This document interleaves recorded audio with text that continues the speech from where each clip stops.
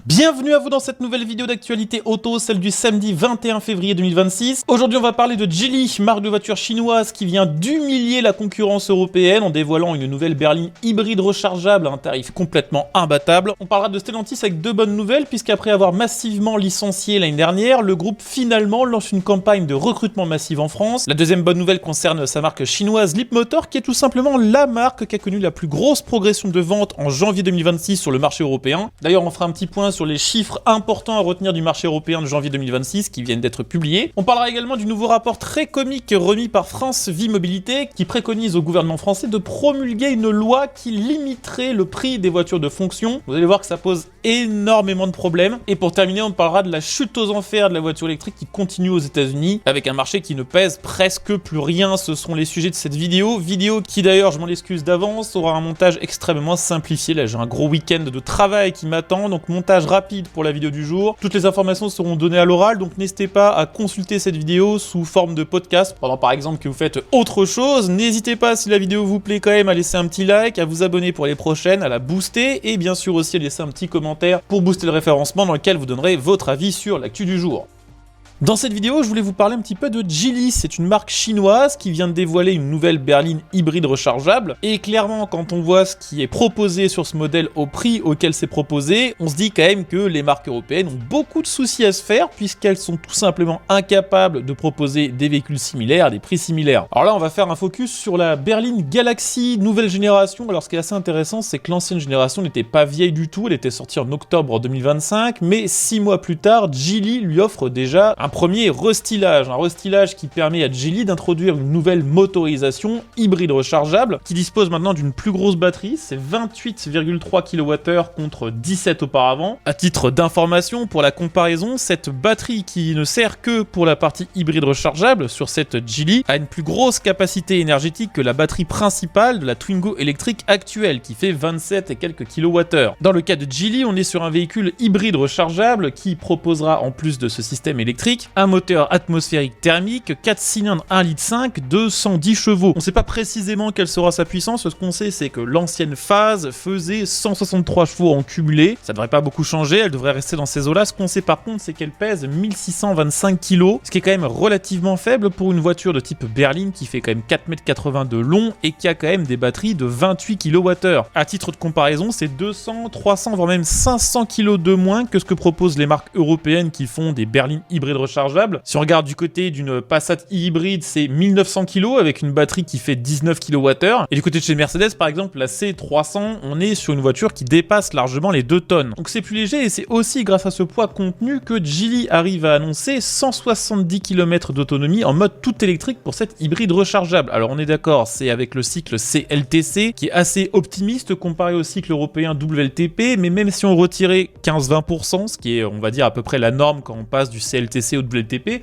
ça fait quand même une autonomie en tout électrique comprise entre 125 et 145 km WLTP. Et ce qui est assez fou, et c'est là vraiment qu'on voit l'avance colossale qu'a la Chine sur la gestion des batteries et l'optimisation de ses coûts de production, c'est que si on veut une berline hybride rechargeable qui a une puissance similaire et une autonomie similaire en Europe, bon déjà c'est pas forcément facile à trouver parce que les marques européennes se sont détournées des berlines pour faire toujours plus de SUV, mais on en trouve quand même quelques-unes, justement la C300 ou la Passat hybride. On est sur des véhicules qui proposent des autonomies similaires en tout électrique, qui sont certes plus puissantes que la Geely. On est sur 204 chevaux pour la Passat hybride et environ 300 pour une classe C qui fait, je rappelle, 500 kg de plus. Faut débourser quand même aux alentours des 54 à 55 000 euros pour pouvoir s'acheter l'un de ces deux véhicules. C'est, roulement de tambour, 6 à 7 fois plus cher que la Geely dont je vous parlais jusqu'ici, puisque les prix sont aux alentours, et c'est assez incroyable, des 9200 euros. Et encore, là je donne les prix de l'ancienne phase de cette voiture. Les nouveaux n'étaient pas encore connus, mais ce qu'on sait, c'est que Geely veut, et de toute façon n'a pas vraiment le choix de le faire à cause de la guerre des prix qui est en ce moment en Chine entre les différents constructeurs chinois, elle veut baisser le prix de cette nouvelle phase. Pour ce prix-là, en Europe, il n'y a absolument rien qu'on puisse acheter neuf. Alors la chance pour les constructeurs européens, c'est que pour l'instant, Geely ne commercialise pas cette voiture en Europe. Si elle le faisait entre le transport, les taxes européennes sur les voitures chinoises et les différentes adaptations techniques qu'il faudrait faire pour respecter toutes les règles européennes, ce serait une voiture qui se vendrait vraisemblablement entre 25 et 30 000 euros. C'est 3 fois plus, certes, mais ça reste 2 fois moins cher que les berlines européennes hybrides rechargeables actuelles.